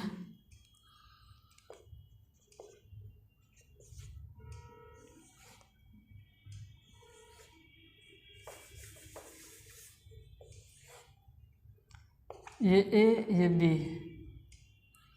1 2 3 4 5 6 7, इसके बाद यहाँ पे 5 लिख देता हूँ। 1 का इसके साथ रिलेशन हुआ, 4 का इसके साथ हुआ, ये इसके साथ गया, उसके बाद देखिए ये इसके साथ गया। अब आप लोग बताइए ये ऑनटू है कि नहीं है। तो आप देखेंगे कि सेट बी का जो प्रत्येक एलिमेंट है वो पूरी तरीके से फुलफिल है, और आप तुरंत कह देंगे कि ऑनटू है, जबकि ये फंक्शन ही नहीं है। देखिए ना, सेट ए पूरा कंप्लीट ही नहीं है, तो ये फंक्शन ही नहीं है। अभी तो ये फंक्शन ही नहीं है, ये फंक्शन नहीं है, तो ऑनटू कहाँ से होगा? जब फंक्शन ही नहीं है तो ऑनटू कहाँ से होगा? तो इसका मतलब ये ऑनटू ही नहीं होगा। ठीक, समझिए इस बात को। तो अब ये फंक्शन कब बन जाएगा? जब एक और एग्जांपल ऐसे ले लेंगे, और दूसरा एग्जांपल यहाँ पे लिखते हैं 1 2 3 4 5 6 7 8। अब ये देखिए, ये इसके साथ रिलेशन बना दिया, अब इसका इसके साथ रिलेशन हो गया, उसके बाद जो है इसका इसके साथ रिलेशन हो जाएगा,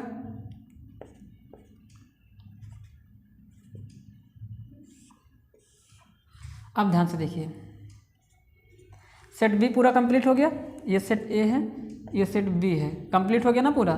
तो इसका मतलब है कि ये फंक्शन जो है वो ऑनटू है। अब क्या ये इंटू 1 1 भी है? तो आपका जवाब होगा नहीं। क्यों? क्योंकि 1 का एक इमेज 4 है और 2 का भी इमेज 4, यानी कि 4 1 का इमेज भी हुआ और 4 2 का इमेज भी हुआ। इसका मतलब 4 जो इमेज का काम कर रहा है वो यूनिक नहीं है, और 1 1 की डेफिनेशन में कहा गया है कि वो यूनिक इमेज होना चाहिए। तो 4 यूनिक नहीं है, इसलिए ये 1 1 नहीं है, ऑनटू फंक्शन है ये, पर 1 1 नहीं है। ठीक, एक और एग्जांपल ले लेते हैं, यहाँ पे ले लेते हैं एग्जाम्पल।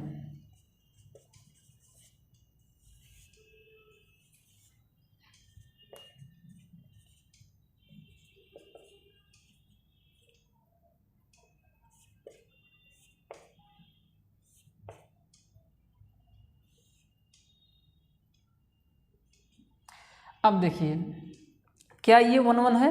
तो आपका जवाब होगा नहीं, ये 1 1 नहीं है। क्यों? क्योंकि 1 1 होने के लिए प्रत्येक एलिमेंट के यूनिक इमेज होने चाहिए। तो यहाँ पे 4 का एक इमेज 4 है और 8 का भी इमेज 4 है। इसका मतलब 4 जो इमेज का काम कर रहा है वो यूनिक नहीं है, वो 2 का इमेज, 2 के लिए इमेज का काम कर रहा है। तो ये 1 1 नहीं है। क्या ये ऑनटू है? ऑनटू भी नहीं है। ऑनटू की डेफिनेशन कहती है कि सेट बी के प्रत्येक एलिमेंट सेट ए के प्रत्येक एलिमेंट के लिए इमेज के काम करने चाहिए। पर यहाँ पे 5 और 6, वहाँ पे जो 6 है वो छूट गया है। 6 किसी के लिए इमेज का काम नहीं कर रहा है, इस वजह से ये ऑनटू भी नहीं है और 1 1 भी नहीं है। और जो फंक्शन, तो इसका मतलब ये मेनी वन फंक्शन है। ये फंक्शन क्या है? मेनी वन फंक्शन है, बहु एकाएक फलन। हिंदी में क्या बोलेंगे? बहु एकाएक है ये। और ये ऑनटू भी नहीं है, ऑनटू नहीं है। यहाँ पे लिख देंगे ये ऑनटू नहीं है, ऑनटू नहीं है। ये जो फंक्शन है ये ऑनटू नहीं है। तो क्या है? तो जो फंक्शन ऑनटू नहीं होता है वो इनटू होता है। यहाँ पे लिख देंगे जो फंक्शन, यहाँ पे लिखते हैं जो फंक्शन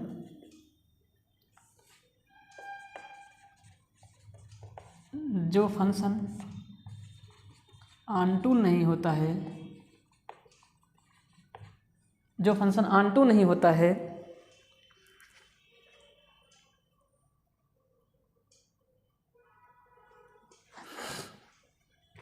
जो फंक्शन ऑनटू नहीं होता है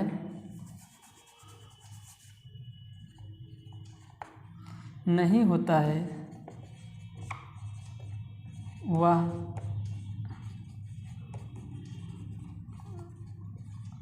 इनटू फंक्शन होता है। तो इसका मतलब है कि ये ऑनटू नहीं है, ये इनटू है। तो यह जो है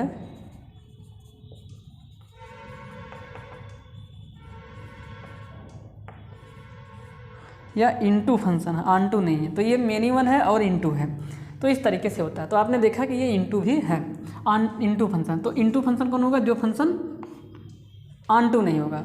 ए function, if the function is not onto then this is into function. अब ये जो ऑनटू फंक्शन होता है इसका भी एक दूसरा नाम है और जिसका नाम है सरजेक्टिव फंक्शन। तो इसका दूसरा नाम है सरजेक्टिव फंक्शन।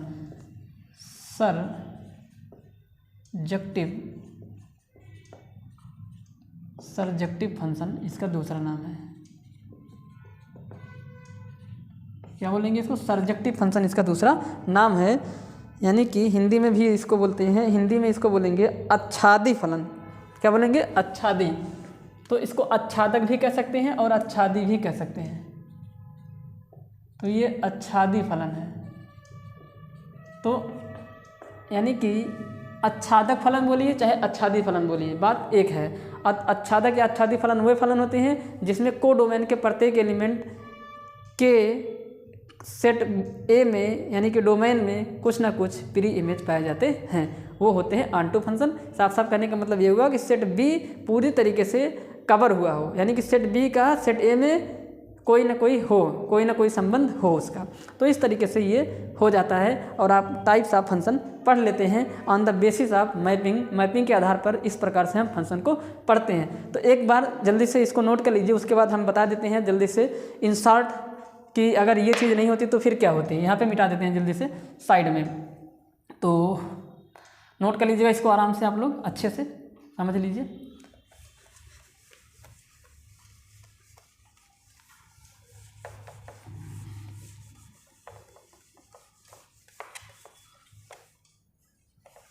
तो आप लोगों ने क्या पढ़ा?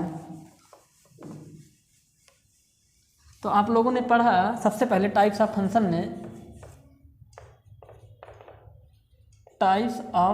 में, यानी कि फलन के प्रकार में आपने पढ़ा क्या? सबसे पहले पढ़ा 1 1 फंक्शन,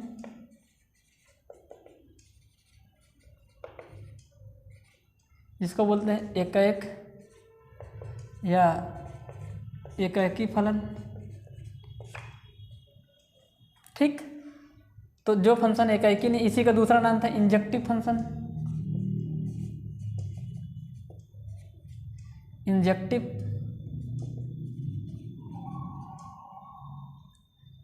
फंक्शन, शायद इसको एकाएक बोलते हैं, इसको एकाएकी बोलेंगे। ठीक, इसको जो है एकाएकी, एक को एकाएक बोलते हैं।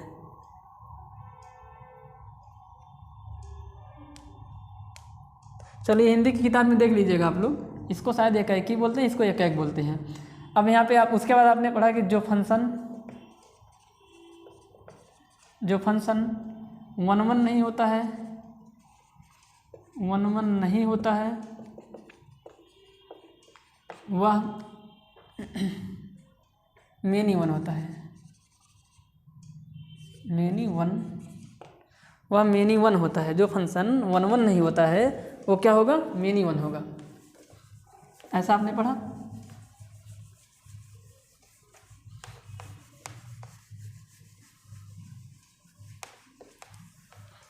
क्या होगा वो? Many one.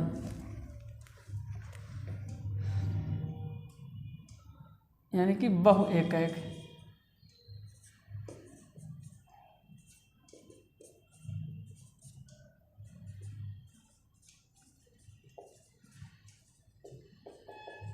बहु एकाएक फंक्शन होगा। फिर आपने पढ़ा ऑनटू फंक्शन। ऑनटू फंक्शन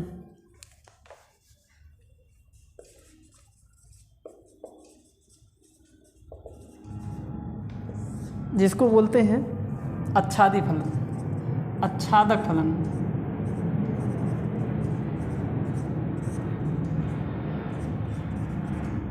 आच्छादक फलन, या इसी का नाम था दूसरा वाला जिसको बोलते हैं सरजेक्टिव फंक्शन।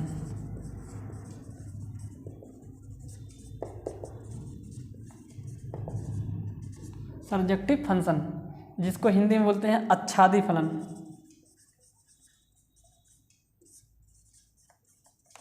फिर आपने देखा कि जो ऑनटू नहीं होता है, जो फंक्शन ऑनटू नहीं होता है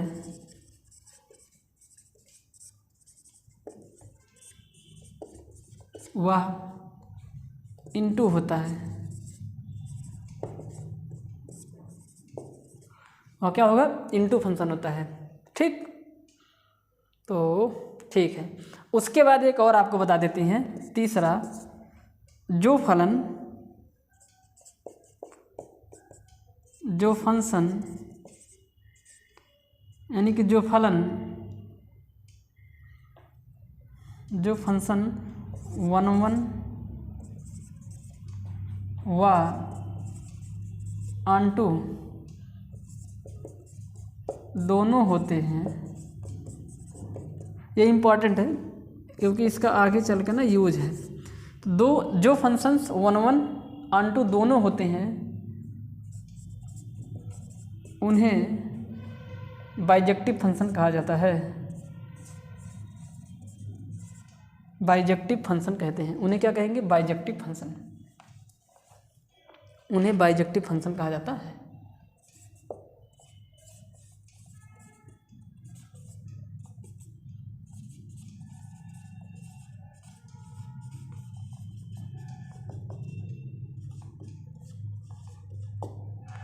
ठीक, यानी कि जो फलन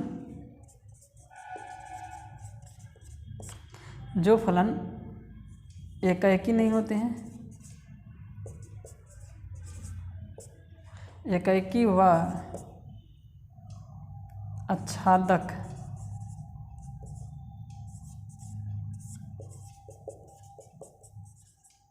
दोनों होते हैं उन्हें बाइजेक्टिव को हिंदी में क्या बोलेंगे? बाइजेक्टिव को देखना पड़ेगा भाई, हिंदी में थोड़ा कन्फ्यूज़न है। बाइजेक्टिव को हिंदी में क्या बोलते हैं?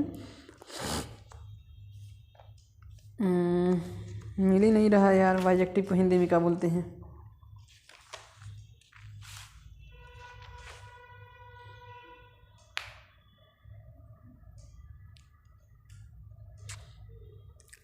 आप लोग इसको खोज लीजिएगा बाइजेक्टिव को क्या बोलते हैं, डिक्शनरी में देख लीजिएगा या हिंदी मीडियम की किसी बुक में देख लीजिएगा, तो दोनों होते हैं, उन्हें बाइजेक्टिव कहते हैं। या फिर मैं कल जब मतलब अगला लेक्चर बनाऊंगा तो उसमें मैं बता दूंगा खोज के, ठीक है। बाइजेक्टिव फंक्शन कहा जाता है।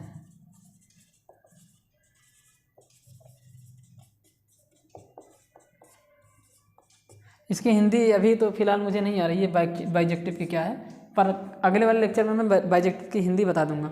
तो इस प्रकार से हम कह सकते हैं। इस प्रकार से आज की क्लास में हमने देखा कि फंक्शन क्या है, फंक्शन को रिलेशन की हेल्प से समझने की पूरी कोशिश की, फंक्शन के कितने टाइप होते हैं, इन सब सारी चीज़ों के बारे में हमने देखा। अब मैं 4 एग्जांपल्स दे रहा हूं और इन 4 एग्जांपल्स के माध्यम से आपको बताना है कि ये फंक्शन किस टाइप का फंक्शन है। तो 4 एग्जांपल देखिए, उसके बाद इस क्लास को ख़त्म कर देंगे और उसके बाद अगला क्लास बताएंगे, मतलब अगली जो हमारी क्लास होगी इस फंक्शन वाले चैप्टर पे, टॉपिक पे, उसमें हम बताएंगे कि मैथमेटिकली कैसे हम लोग प्रूव करेंगे, कैसे दिखाएंगे कि ये एक बाइजेक्टिव फंक्शन है, उसके बाद इंजेक्टिव है या 1 है या अनटू है, वो हमारे नेक्स्ट लेक्चर में होगी। तो अभी फ़िलहाल के लिए 4 एग्जाम्पल जो है हम यहाँ पे लिख रहे हैं मैपिंग के थ्रू, क्योंकि आज हमने पूरा मैपिंग के बारे में ही बताया कि किस प्रकार से आप मैपिंग से जो है चीज़ों को समझते हैं, कैसे जानेंगे कि ये किस टाइप का फंक्शन है। कल की क्लास में मैथमेटिकली बताएंगे, गणितीय रूप में कैसे इसको आप समझेंगे। तो 4 एग्जाम्पल यहाँ पे मैं लिख देता हूँ।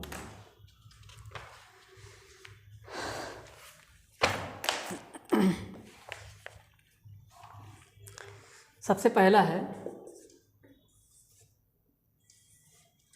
यहाँ पे लिखा है 1 2 3 4, 1 2 3 4। उसके बाद इधर जो है ए है, बी है, सी है, ए बी सी डी है। उसके बाद 1 का इसके साथ है,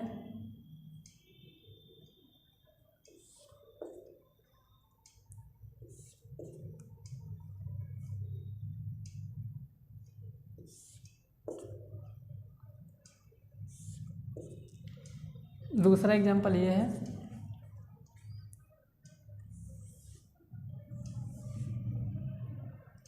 1 2 3 4।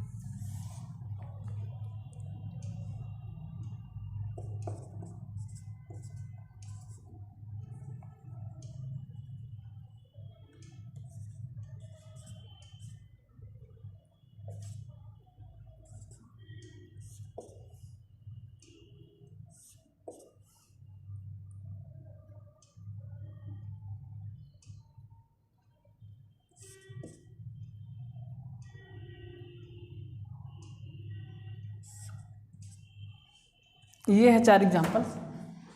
अब आप इनको देख के बताइए कि ये 1 1 है कि अनटू है कि मेनी 1 है कि इनटू है, यही सब आपको इसमें बताना है। तो सबसे पहले ध्यान से देखिए, ये सेट ए है मान लीजिए और ये सेट बी है। एक चीज़ और मैं बता देता हूँ कि जैसे आप रिलेशन को ऐसे लिखते थे कि relation in set A to set B, इसी प्रकार से आप फंक्शन को भी लिख सकते हैं। तो फंक्शन को कैसे लिख देंगे, फंक्शन को भी आप लिख सकते हैं, फंक्शन को लिख सकते हैं, लिखने का तरीका क्या तरीका होगा, फंक्शन, इसको बोलेंगे function in set A to set B, on set A to set B, ऐसे बोलते हैं इसको।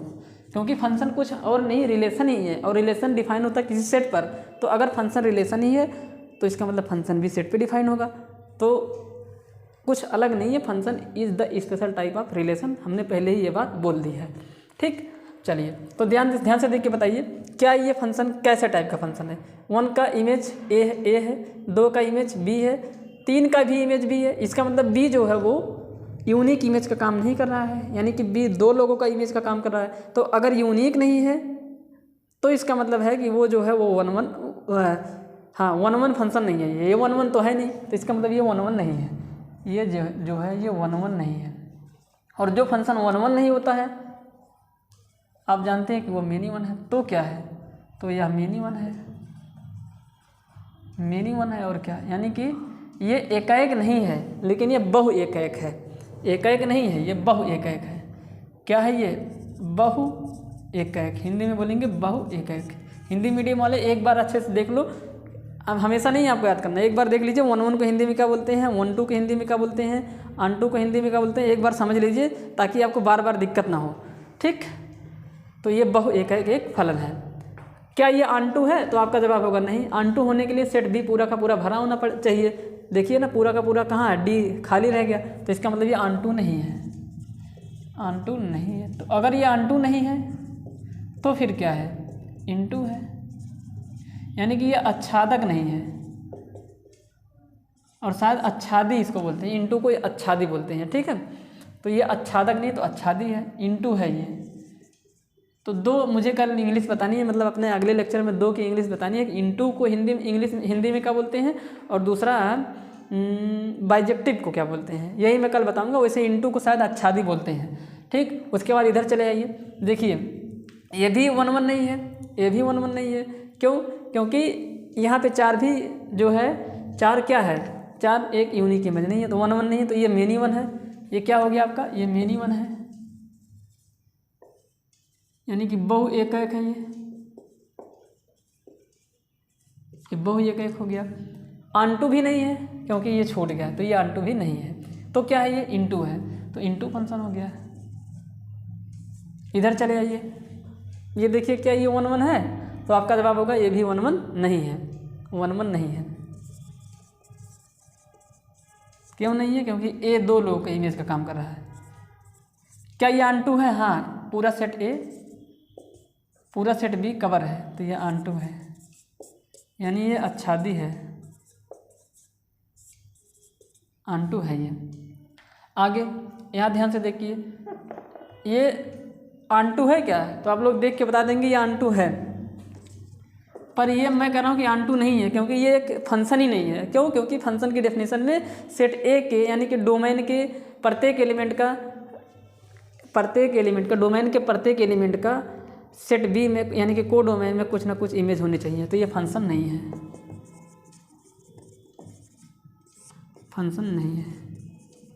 अब कुछ स्पेशल चीज़ें यानी कि ऑब्जर्वेशन से निकल के आ रहा है, वो ये आ रहा है कि आपने देखा था रिलेशन में कि रिलेशन में सेट ए के प्रत्येक एलिमेंट डोमेन का काम कर भी सकते हैं और नहीं भी कर सकते हैं। अगर सेट ए के प्रत्येक एलिमेंट का सेट बी में इमेज है तो वो डोमेन का काम कर रहे थे, यानी कि जिनके इमेज बनते हैं वही डोमेन होते हैं। पर आपने देखा कि जो फंक्शन होता है, फंक्शन में डोमेन सेट ए के प्रत्येक एलिमेंट का इमेज बनना जरूरी है। तो इससे ये पता चल रहा है कि सेट ए का जो प्रत्येक एलिमेंट होगा फंक्शन के केस में सेट ए का जो प्रत्येक एलिमेंट होगा वो डोमेन का काम करेगा, क्योंकि अगर सेट ए के प्रत्येक एलिमेंट का इमेज ही नहीं बनेगा तो वो कहाँ फंक्शन की डेफिनेशन को फॉलो कर पाएगा, फुलफिल कर पाएगा। तो इसलिए फंक्शन के केस में सेट ए के पूरे एलिमेंट डोमेन का काम करते हैं। तो यहाँ पे साइड में लिख देता हूँ, इन केस ऑफ फंक्शन के केस में, यहाँ पे मैं लिखता हूँ यार, यहाँ पे लिखता हूँ, जगह नहीं है, यहाँ पे भी कुछ और भी जो इम्पोर्टेंट बातें हैं वो मैं लिख दे रहा हूँ, इतना आप लोग नोट कर दीजिएगा।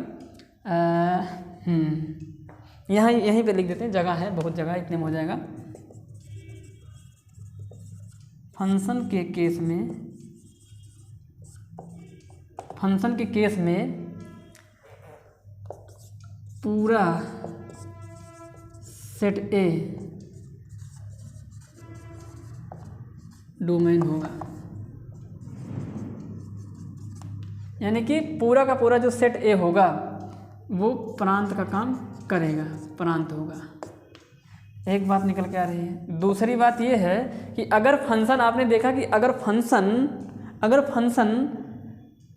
ऑनटू होता है तो सेट बी के प्रत्येक एलिमेंट के प्री इमेज पाए जाते हैं। और आपने देखा था रेंज रिलेशन के केस में, रेंज वही होती हैं जो जिनका कोई ना कोई प्री इमेज होता है या फिर जो किसी न किसी के लिए इमेज का काम करते हैं।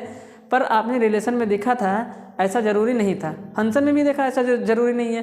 पर जब एक ऑनटू फंक्शन हो जाता है तो इसका मतलब है कि सेट बी के प्रत्येक एलिमेंट ऑक्यूपाइड हो जाते हैं, यानी कि वो किसी न किसी के लिए इमेज का काम करते हैं, या इसको दूसरी भाषा में कह सकते हैं कि उनका कोई ना कोई प्री इमेज होता है।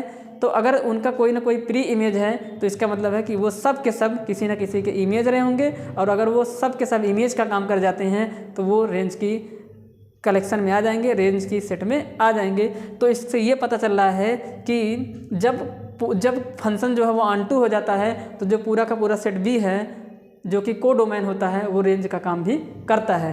तो इसका मतलब है कि ऑनटू फंक्शन के केस में, ऑनटू फंक्शन के केस में क्या हो जाता है कि जो को डोमेन है, यानी कि जो सह प्रांत है वो रेंज के बराबर हो जाता है। रेंज के क्या हो जाता है वो प्यारे विद्यार्थियों, वो रेंज के बराबर हो जाता है। यानी कि हम कह सकते हैं इन केस ऑफ ऑनटू